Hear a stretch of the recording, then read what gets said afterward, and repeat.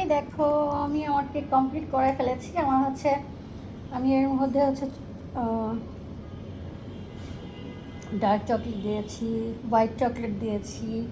আমি একবার white চকলেটটারে melt করে সেটারে ভিতরে দিয়েছি। তার আগে দিয়েছি 3 ধরনের দুধ: লিকুইড দুধ, মিল্ক পাউডার দুধ, ড্যানিশ দুধ এবং ফ্রেশ ক্রিম।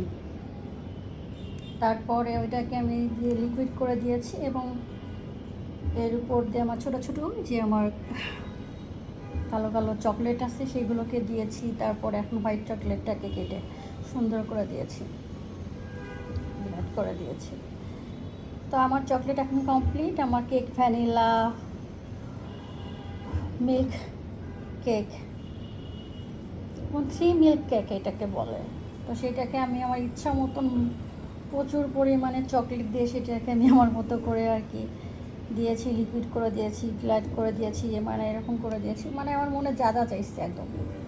চকলেট আর মিল্ক ক্রিম এবং 3-4 ধরনের মিল্ক। তো চকলেটটা অনেক জুসি এবং খুব খেতে কোনো ভীষণ মজাই হবে। তো ফার্স্ট টাইম ট্রাই করছি আমি। তো আসলে তো আমি তো কোনো প্রফেশনাল শেফ না, আমি শখের বসে আসলে যেটা করতে ইচ্ছা করে সেটা বানাই এবং আমি আমার এই ইউটিউব চ্যানেলে সবার সাথে শেয়ার করি, এই যা। তাছাড়া এটা আমার কোনো প্রফেশনাল চ্যানেল না, আর আমি কোনো প্রফেশনাল শেফও না, সব শখের রান্না।